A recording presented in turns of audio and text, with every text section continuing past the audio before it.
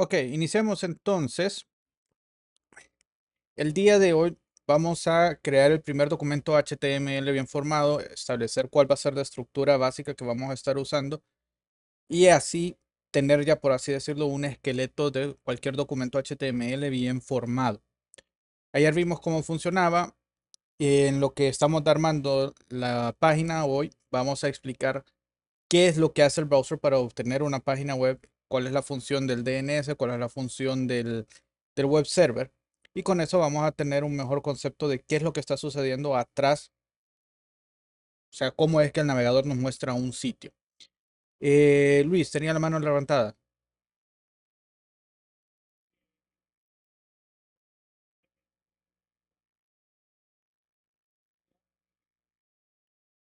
Ok, perfecto. Listo, genial. Ok, entonces, empezaremos abriendo Visual Studio y ubicándonos en la carpeta en donde vamos a estar trabajando y vamos a crear nuestro primer script. En este caso lo vamos a crear como nuevo archivo.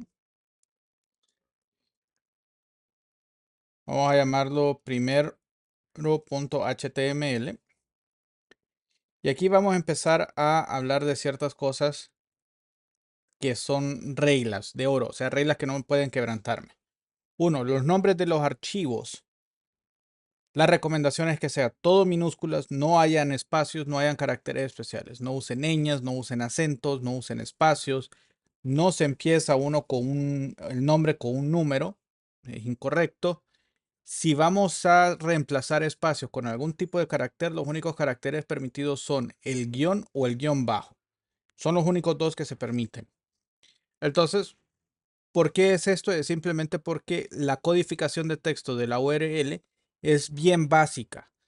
Y si yo quiero representar un texto, se tiene que convertir a algo compatible con esa representación de texto. Y eso lo hacen a través de códigos escapados o escape characters. En este caso, el porcentaje 02 es el que me permite de representar un espacio en un nombre de un archivo, lo cual es extremadamente feo verlo en el navegador. Entonces, regla primordial. Los nombres en minúsculas, sin espacios, para simular espacio, guión o guión bajo, todo en minúsculas. Eso es todo. Y el archivo debe de finalizar en .html. Hay una primera tarea, ya la pueden ver en el módulo, en donde ustedes tienen que subir el primer script. He recibido scripts, tareas, que están en Word, en docx o en Notepad, en .txt. Esos son inválidos, esos no son documentos HTML. Tienen que venir en .html. Listo.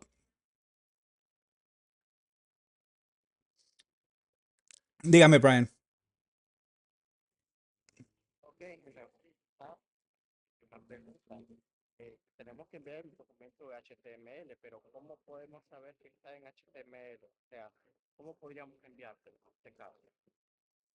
Es un archivo que tiene la extensión .html y el contenido es texto. Si lo abre con cualquier editor de texto, tiene que abrírselo y ver el maquetado. Y si lo abre desde el browser, tiene que verse el compilado del browser. No, ok, está bien. Si me dice que ya está guardado en la carpeta, debería estar ahí. Sí. Ese debería subirse. Ok, listo. La estructura de HTML se compone de ciertas etiquetas básicas. HTML, realmente, esto lo voy a borrar después, significa Hypertext Markup Language. Lenguaje de marcado de hipertexto. Esto hipertexto quiere decir texto enriquecido, que va a tener cierto formato, cierta nomenclatura en específico. Markup son etiquetas. Un lenguaje de etiquetas que describen un contenido. Eso es lo que hace HTML como tal. Entonces, para poderlo manejar siempre hay ciertas reglas de estructura. Como les había mencionado, HTML ha evolucionado su especificación desde el 89 de la versión 1 hasta el día de hoy que estamos trabajando con la especificación de HTML5. Hay diferentes formas en que los navegadores pueden identificar con qué reglas debe de trabajar, qué etiquetas puede renderizar, qué no puede renderizar, qué tiene que hacer para hacer compatible una página y que la experiencia de usuario sea lo más homólogo posible en los diferentes dispositivos con los que se ven. Entonces, para ello necesitamos determinarle al browser una forma en donde pueda determinar el navegador qué tipo de especificación se está utilizando. Y esa es la primera etiqueta que existe en todo documento HTML. Esa etiqueta se llama doctype con el signo de exclamación anterior. ¿Ok? Signo de exclamación, doctype. Y después de eso viene una cadena de texto que determina la versión de la especificación de HTML que se está usando. Lo bonito y lo fácil es de que los que hicieron la especificación HTML5 dijeron, no vamos a complicarle la vida a los desarrolladores, solo vamos a escribir HTML. Punto. Con esta instrucción así, esta línea número 1, yo ya lo estoy diciendo en el navegador, vamos a usar la última especificación de HTML. Luego, yo necesito que el browser sepa ciertos elementos que no son visibles, no son parte del documento HTML representado, es decir, no es lo que yo veo en el navegador, sino que es información que le permite al browser extraer más unos recursos auxiliares, en este caso archivos CSS, establecer el título que va a aparecer en la pestaña y definir cómo se va a comportar el browser en dispositivos móviles. Esos son elementos que se conocen como metadata y eso se hacen sobre el primer elemento que vamos a incorporar. La etiqueta HTML, y aquí me voy a detener un ratito, presten atención en esta parte. Un elemento HTML corresponde en, voy a poner aquí para que quede registrado, un elemento HTML. De aquí en el futuro yo les voy a decir, necesito un elemento HTML. Ya saben que se compone de las siguientes cosas. Una etiqueta de apertura. Esta es una etiqueta de apertura. Empieza con el símbolo menor que, el nombre de la etiqueta y termina con el símbolo mayor que. Esa es una etiqueta de apertura. Tiene el contenido interno, que esto puede ser una colección de otros elementos HTML, un elemento HTML o texto puro. Cualquiera de esos elementos es el contenido interno. Hay ciertas etiquetas que tienen reglas específicas.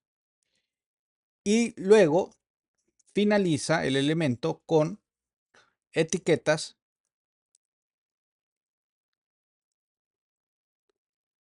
de cierre. La etiqueta de cierre es igualita a la de apertura con la diferencia que al principio, después del símbolo menor que, se debe de agregar una pleca. Eso le indica esta etiqueta cierra la etiqueta de apertura anterior. ¿Ok? Y todo el elemento HTML es el conjunto de los tres elementos. Hay ciertas reglas. Entonces, para el elemento HTML, solo pueden existir internamente dos elementos distintos. El primero es el que determina la configuración que se va a utilizar para el navegador. Esto no es visible. Y la etiqueta del cuerpo del documento que contiene todos los elementos que sí se van a visualizar en el navegador. Entonces, en el head simplemente agregamos datos de información, otros nodos. El nodo title, el elemento HTML title, lo que me hace es brindarle el nombre del documento que yo voy a presentarle a la persona o al cliente. En este caso vamos a ponerle primer script de HTML. Y vamos a agregarle una metadata que le determina al browser en qué codificación está guardado el texto. Ya les voy a explicar qué es eso. Ahorita lo vamos a definir como UTF-8. Esos dos son etiquetas que sí o sí siempre tienen que aparecer dentro del head. ¿Tienen alguna pregunta?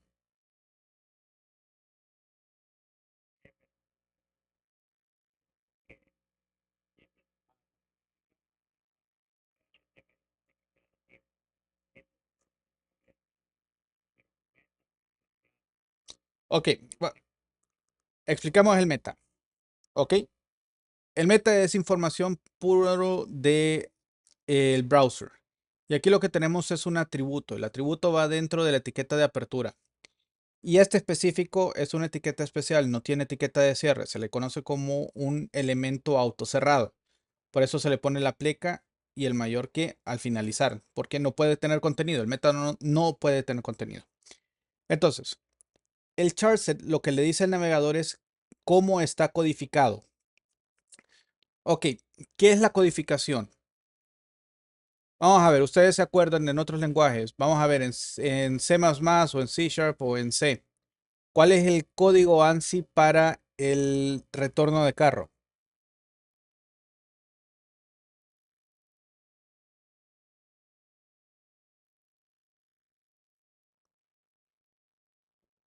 Vamos a verles porque no me contestan. ¿Alguien? Búsquenlo en San Google ahorita. ¿Cuál es el código ANSI, ANSII, para representar el retorno de carro o el enter? Pero de ¿Perdón? sí, Hola. el código decimal 13. El código decimal 13. ¿Tabulador?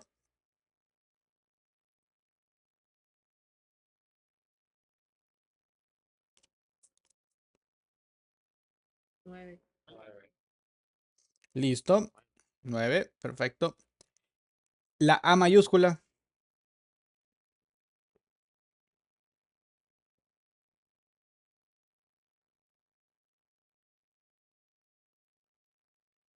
65. La A minúscula.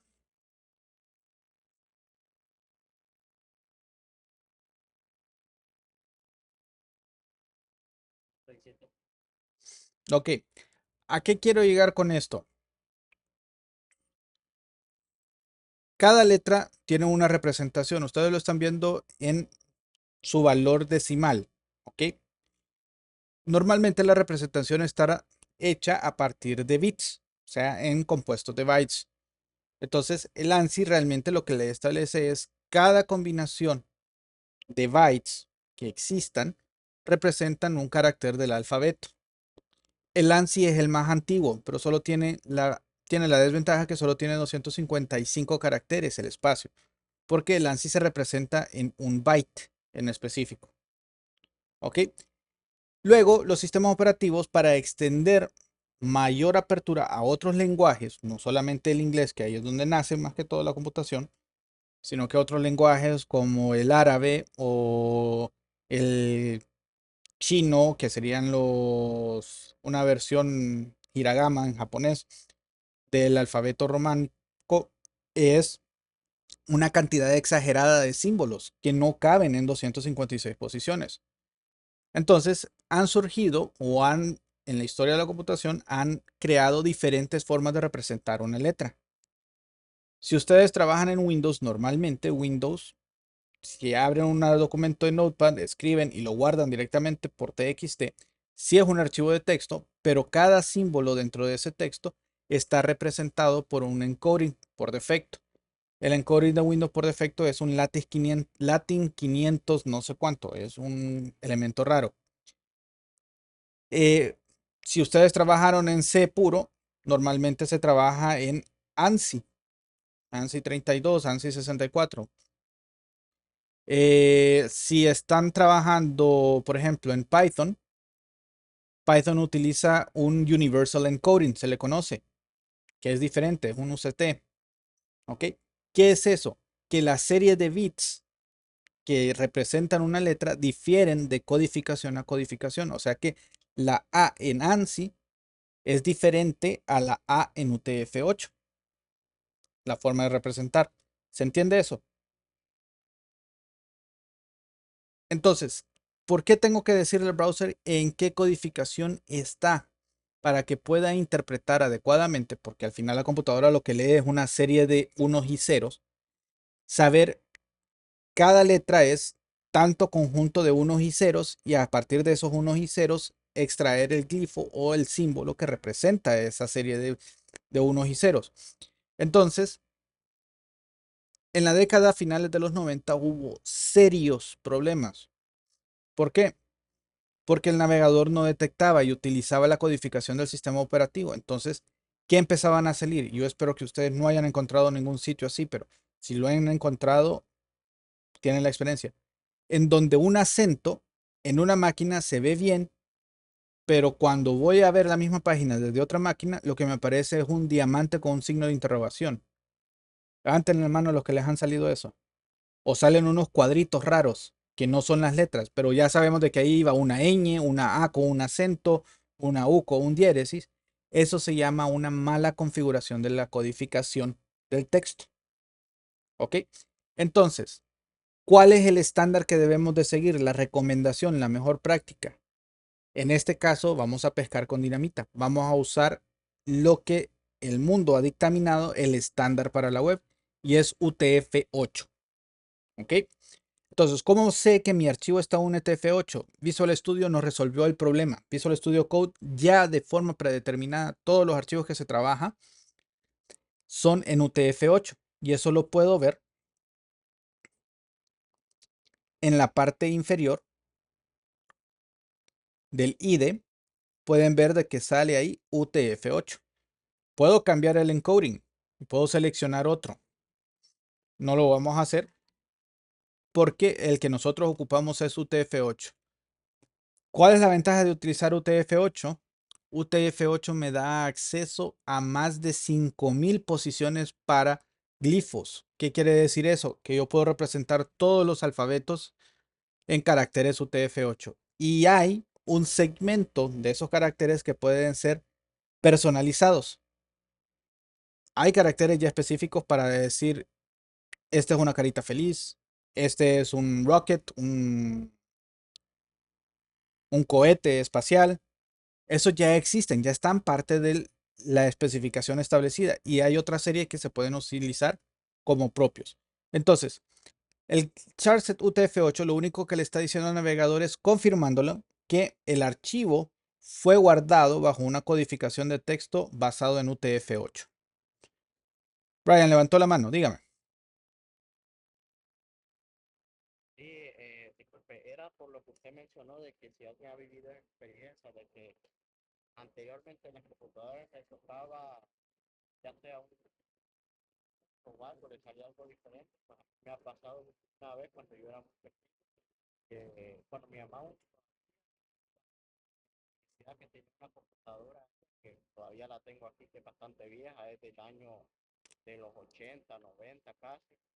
Pues en ese entonces yo estaba probando oportunidades de esa computadora y yo no entendía por qué estaba cambiándose a cada rato cuando le tocaba una tecla. A mí me pasó eso una vez, cambiaba la forma de, ya sea el asterisco o el punto. Ujú. Pero eso hay que ver, eso también tiene que ver con el sistema operativo y en qué lenguaje está utilizando el layout del teclado. Pero ahorita lo importante, lo más importante que tenemos que tener es que todos nuestros documentos HTML que vamos a trabajar, asegúrese de que aquí abajo tenga UTF-8 y el meta charset UTF-8 esté establecido. Esas son las dos cosas para poder evitar esos símbolos raros. ¿Ok? Entonces, ese es el tema de la codificación de texto. Con esto nosotros ya tenemos nuestro documento bien formado. Dígame, Luis.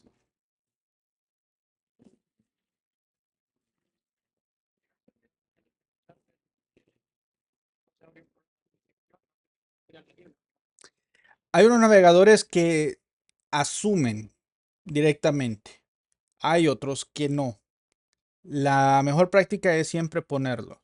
Y en el contexto de la clase, como es algo que le estoy diciendo, que es una regla de oro, cualquier documento que yo encuentre, ya sea parte del proyecto o en el examen, que no lo contenga, van 5 puntitos menos. Eso le da motivación a que no se les olvide. Ok, esto es el esqueleto básico de un documento HTML. Con esto, estas únicas 10 líneas Ustedes ya tienen un documento bien formado, aunque no tengan nada que presentar, la página va a salir en blanco, ¿ok? Pero con esto ustedes ya tienen un documento bien formado según la especificación. ¿Qué hago? Normalmente yo tengo este, lo copio, dejo como plantilla y después cuando tengo que trabajar otra vez con otro documento HTML, copio esa plantilla, la pego. ¿Ok? Entonces les recomiendo que tengan un espacio para dejarlo como plantilla. ¿Preguntas? Brian, diga.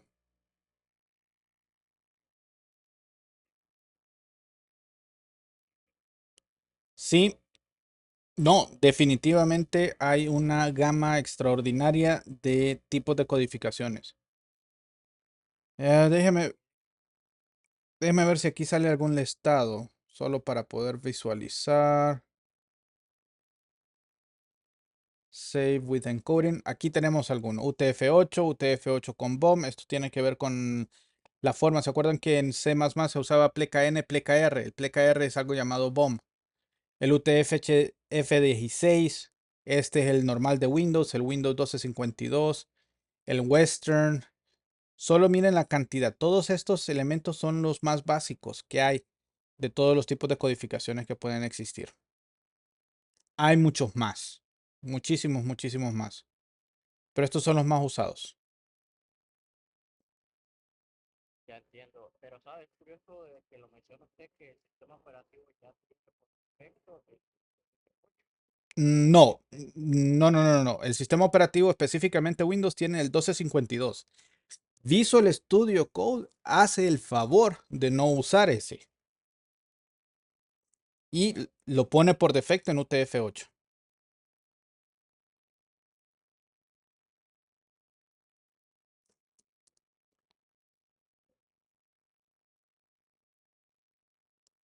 Ok, continuamos entonces. ¿Cómo este documento se va a ver en nuestra pantalla? Vamos a agregar al body algún tipo de contexto, algo. Ayer pusimos el hola mundo, hoy lo vamos a poner nuevamente. Ok, texto llano dentro del elemento body es totalmente válido. Y lo que quiero es visualizarlo. Si lo hacemos de forma práctica, yo solo tengo que darle aquí. Ya tengo instalado el Live Server, ¿se acuerdan que los pedí? Solo tengo que darle Go Live y ese me va a abrir un navegador y me va a decir, ah, ok, mira, ahí está. ¿Qué características tiene? Esto lo estoy viendo desde el navegador y estoy viéndolo a través de un web server. No estoy abriéndolo como file. Eso es diferente. Si ustedes tienen algo que se mire así, es que simplemente a la carpeta le dieron doble clic al archivo HTML. El navegador lo va a abrir y se va a ver, pero están utilizando una lectura directa del archivo y eso no es correcto cuando estamos desarrollando en web. Aquí tiene que aparecer HTTP o HTTPS. Si no, no es válido. Ok, entonces, el documento bien formado, si ustedes observan, en la pestaña, en la parte de arriba, aparece primer script de HTML. Eso se estableció en la parte de el title dentro del head. La etiqueta meta no aparece nada, no sale para nada, no debería aparecer. Y lo que se mira en la parte visual del navegador es todo lo que está dentro del body. ¿Cómo llegó esto? Aquí, ¿qué es lo que está sucediendo? Inicialmente lo que nosotros hicimos fue agregar,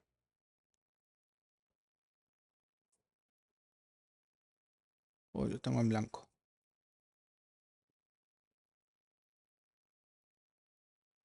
fue agregar en la URL una dirección.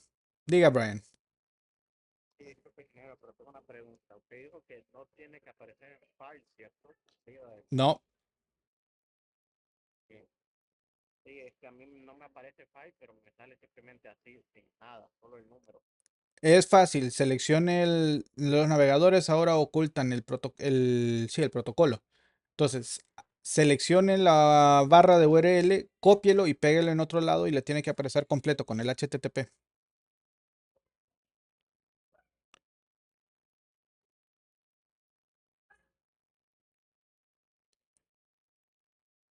Ok, en la URL nosotros tenemos algo, en la barra de URL es una URL como tal, y esta URL conforma de varias partes que son muy importantes que lo establezcamos. La primera parte es el protocolo, que es lo que estábamos hablando ahorita. Hay varios protocolos que el navegador soporta. Uno de ellos es File. File lo que hace es acceso directo al archivo dentro de el sistema de archivos del sistema operativo. O sea, estoy jalando directamente el archivo del sistema operativo. No estoy usando un web server. HTTPS usa un protocolo que hace una comunicación por medio de HTTP para extraer el documento. FTP a través de un Transfer Protocol de archivos. Se puede Samba, que es un protocolo de intercambio de directorios de Linux. Y entre otros hay varios. Para la web, las opciones son HTTP, que actualmente solo lo usamos en desarrollo, y HTTPS, que es la versión segura. ¿Ok? Entonces, después del protocolo, va dos puntos pleca pleca. Es el URL HTTPS, dos puntos pleca pleca. Lo que sigue es el dominio. ¿Qué es el dominio? El dominio es simplemente un texto, normalmente conformado por tres partes, que le ayuda a usted poder identificar a qué servidor se va a conectar. ¿Qué es el dominio? El dominio es un nombre. Por ejemplo, unica.edu es el dominio. www.unica.edu es el dominio. www.facebook.com es el dominio. Esa palabrita, ese dominio, está registrado en servidores DNS. Levántenme la mano los que se acuerdan qué es un DNS. ¿Para qué me sirve? El DNS no era, el DNS no era lo que permitía a los usuarios poder entrar dependiendo de un diseño. Las redes, cuando una computadora quería entrar a la RDO, se verificaba también el DNS que tenía dicha computadora o IP. No lo recuerdo yo. Ok, veamos, Kenneth. Es la máquina que utiliza la IP del. Ok, es correcto. El DNS es el Domain Name Service, así se le conoce. Es un servicio que me traduce una palabra, en este caso unica.edu, en una IP. Es como un diccionario, una guía telefónica que me dice este nombre corresponde a esta IP. Entonces la red de DNS distribuye esos diccionarios por todo el mundo. Entonces cualquier computadora que tenga acceso a un DNS va a tratar de resolver, y esa palabra es importante porque viene en examen, va a resolver el nombre del dominio a una IP. El browser va a recibir esa IP y ahora ya sabe, ok, en la capa de transporte y en la capa de aplicación, ya sé que a ese servidor me voy a conectar utilizando esta secuencia de comandos a través del protocolo HTTP o HTTPS. ¿Ok? Realmente el browser no va a buscar el dominio, va a buscar la IP que se resuelve del dominio que está. ¿Se entiende? Ahora, esa conexión entre el navegador y ese servidor representado por esa IP que se resolvió del dominio se establece por medio de un puerto.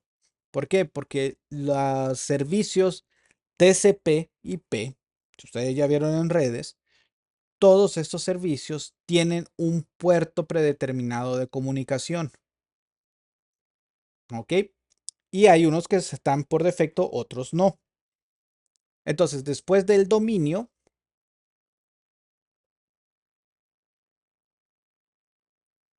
no me deja.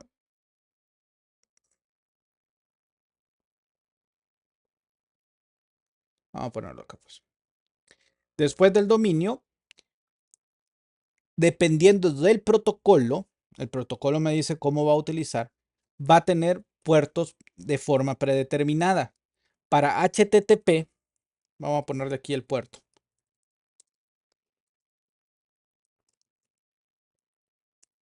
Si se fijan, están los dos puntos dentro. ¿Por qué?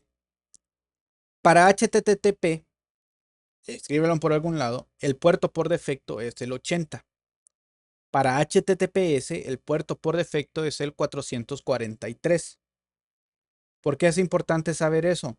Si a ustedes les toca configurar un web server en una intranet de una empresa y después la quieren hacer pública hacia afuera, tienen que configurar en el firewall que la salida de conexiones TCP/IP del puerto 80 y el puerto 443 tienen que estar libres, si no jamás va a salir. ¿Ok?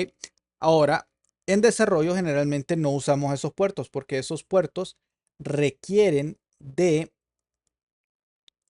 un permiso elevado para poder levantar un servicio.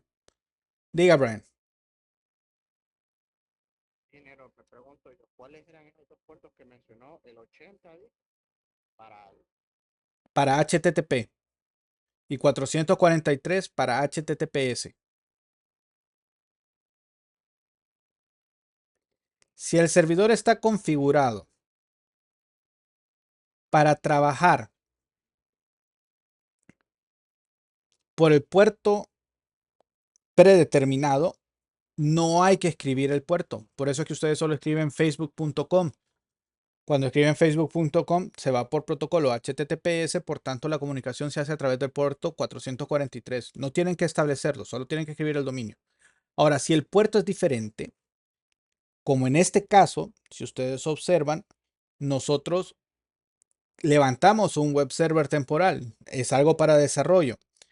Entonces, ese web server, para evitar tener que pedir permisos elevados para poder utilizar ese puerto, usa un puerto custom, un puerto personalizado. Entonces me dice, este servidor va a responder a peticiones HTTP por medio del puerto 5500. Cuando no son los puertos predeterminados, sí se debe de especificar el puerto. Y eso se hace con punto y el número del puerto que se va a utilizar. ¿Ok? Luego de eso, sigue el recurso o el path del recurso. ¿Qué es eso?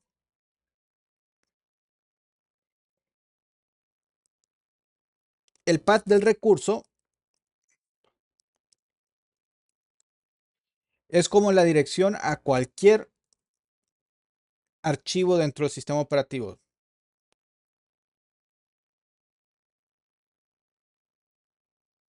¿Ok? Todo ese resto lo que hace es decirme a dónde va a estar. ¿Ok? Y eso depende de dónde se corra el servidor. En mi caso, el servidor se está corriendo una raíz y tiene la carpeta 2024.03 portales web 1.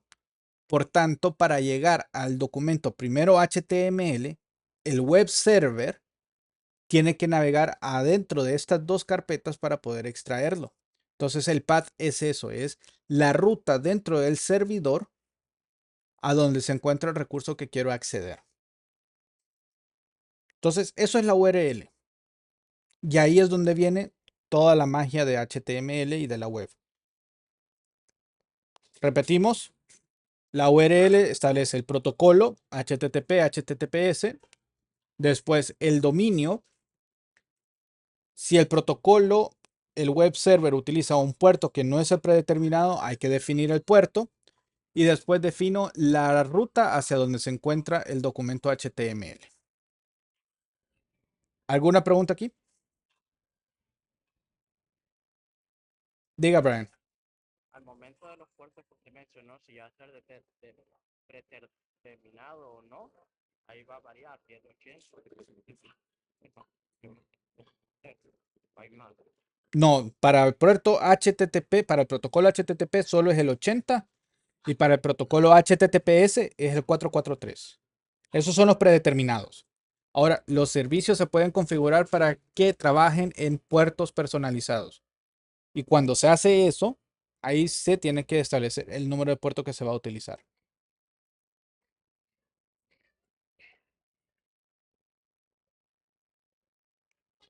¿Queda claro?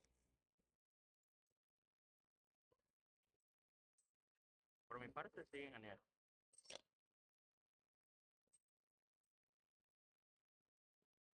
Kenneth, diga,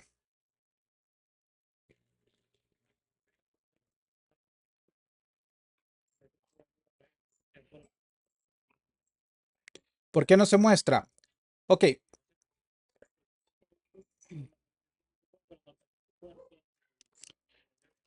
ok, vamos a ponerlo para que lo veamos. Ok, el protocolo, esto es por tontera del browser. Ok, si yo copio la URL y la voy a pegar, déjeme ver, no, ahí no. Vamos a quitar esos dibujos.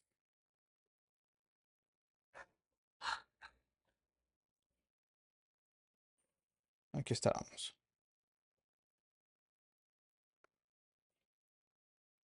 Ok, para que se vea, solo déjenme tomarle foto a esto. Listo, voy a cerrar y vamos a eliminar ese. Ok, perfecto. Cuando dijo usted YouTube, si usted se fija, yo hice copia de la URL y voy a pegarlo aquí, solo para que lo podamos visualizar. Si se fijan, ya de un solo me copió el puerto, ve el protocolo, ok, y solo sale HTTPS. Y qué buena fue la pregunta que me hizo.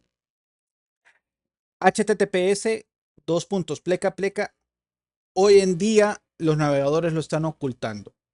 Simplemente porque a la gente no le interesa. Nos interesa más a las personas que somos más técnicos. Nosotros ponemos www.youtube.com y el navegador completa el HTTPS. Como el servidor de YouTube está configurado para usar el puerto predeterminado, no se ocupa poner el 443 porque está usando el predeterminado. Entonces, solo con el hecho de decir HTTPS aquí al principio, el navegador ya sabe que el puerto que va a utilizar es el 443 porque ese es el estándar. Por eso no aparece. Ahora, ¿por qué no aparece la ruta? ¿Por qué no me aparece primero el index.html? Que generalmente ese es el primer documento que se busca.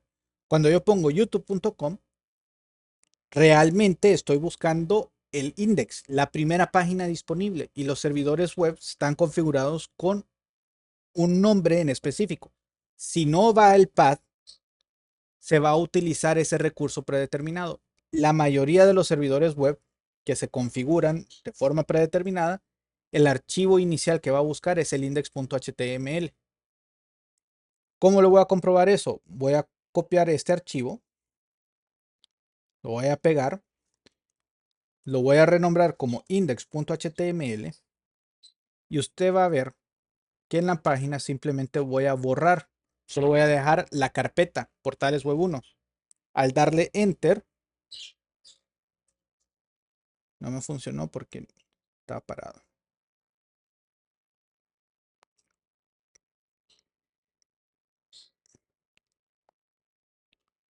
Vamos a abrirlo acá a ver. Ok, si se fija ahora, me abrió el index.html. Si yo lo quito, me vuelve a abrir el index.html porque ese es el documento predeterminado. ¿Le respondo a su pregunta? Luis, dígame.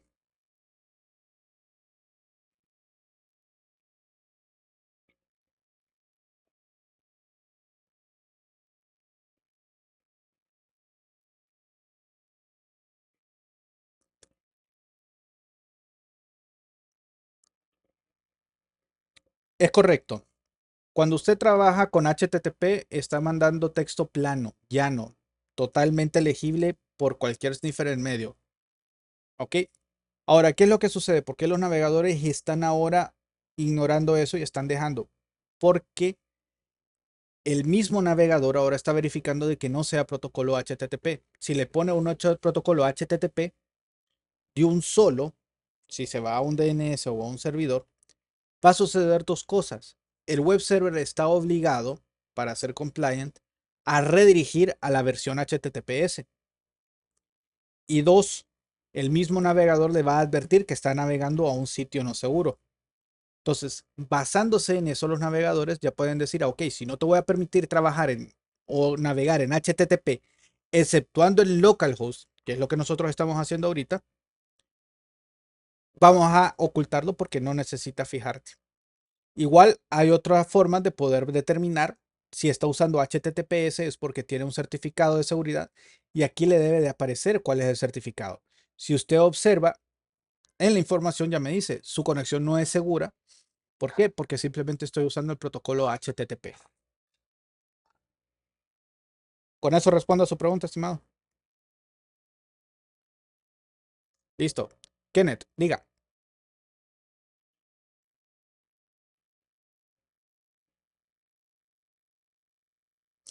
Si estamos hablando de programación web, el protocolo es HTTPS y HTTP. Para desarrollo, HTTP. Para ponerlo en producción ya en algo ya público en la web, HTTPS.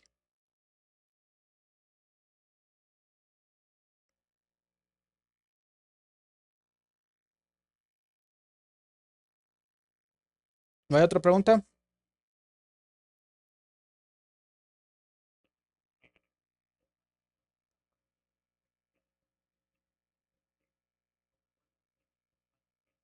Nada, en este caso, se vean mejor organizados, o sea, más centrados. Ok, vamos a poner algo y está bien. En este primer parcial vamos a dedicarnos a definir el contenido. ¿Ok? Cómo se vea el contenido, ya eso es responsabilidad de otra tecnología que vamos a ver hasta el segundo parcial, que es con CSS. Ahorita todos los documentos que vamos a realizar no se van a ver bonitos, pero van a estar bien estructurados, que ese es lo primordial en un documento HTML. Los que ya han trabajado en web van a decir, sí, pero si no se ve bien, no se va a ver bien. Estamos de acuerdo. Pero la página web, recuerden que yo les mencioné que tenían tres objetivos. Uno, que llegue el mensaje. Y para que llegue el mensaje, un documento bien estructurado, que siga todas las reglas que establece la especificación, no requiere de una ingeniería de SEO. ¿Qué es SEO? Search Engine Optimization. ¿Qué es eso? De que mi página vaya a aparecer dentro de las búsquedas de Google. ¿Por qué no va a ocupar? Porque a Google, los bots de Google, no le importa cómo se ve, le importan cómo está estructurado el contenido y si está estructurado de forma tal que tenga relación el contenido con los criterios de búsqueda. Igual que Yahoo, igual que los otros buscadores. El segundo objetivo es que se vea bien y que sea accesible. Eso lo hacemos con CSS. Con CSS ya le vamos a poner vistosidad a la página, pero lo vamos a hacer de forma responsable. ¿Qué quiere decir eso? Que no solamente para que se vea bonito, voy a descuidar de que una persona que tenga una discapacidad visual no pueda leer el contenido. También lo vamos a ver. Y tercero, que sea óptimo.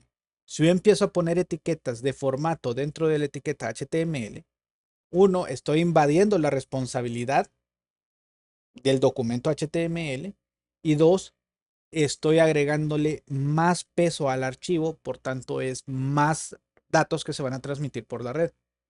Entonces, no corresponde. Este primer parcial, las páginas se van a ver puro Wikipedia, feas, totalmente feas, ¿ok? Pero el contenido va a estar bien estructurado y va a tener un significado semántico adecuado. Y ahora a ver que eso, después convertirlo a CSS, hacer lo que se mire bien, va a ser mucho más sencillo. Dígame, Luis.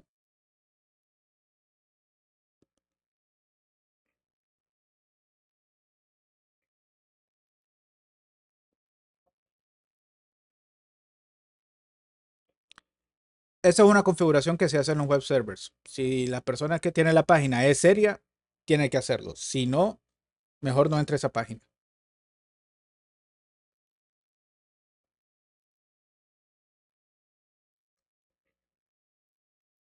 No, el buscador no. El buscador recibe una redirección. Lo que sí es de que los navegadores tienen ciertos niveles de configuración. Usted puede configurarlos para decirle, no, no voy a tener ningún tipo de navegación por protocolo HTTP. Y eso está porque había un tiempo de shutdown para HTTP. Es decir, yo creo que ya pasó, que todas las páginas en Internet ya no pueden ser HTTP. pero ahí todavía hay gente que lo sigue usando o sitios que no los actualizan. Ya los certificados de seguridad no es un problema. Hay empresas que regalan los certificados de seguridad. Por ejemplo, una llamada Let's Encrypt le regala a usted. Lo único que tiene que es renovar el certificado cada 3 meses, pero con eso tiene protegido. Hay servicios de hosting que ya les da de forma predeterminada un certificado de seguridad para que su sitio ya esté de forma segura. Entonces, por eso es más seguir bien la práctica y la configuración. Uno como desarrollador y le toca hacer una configuración de un web server, sabe que si me viene una petición HTTP, lo primero que hago es redirigirlo a una petición HTTPS para que pase por el canal seguro.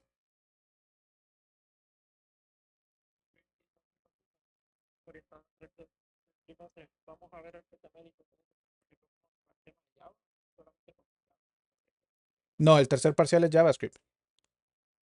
Es cierto que usted no estuvo, ¿verdad? Cada parcial es cada componente.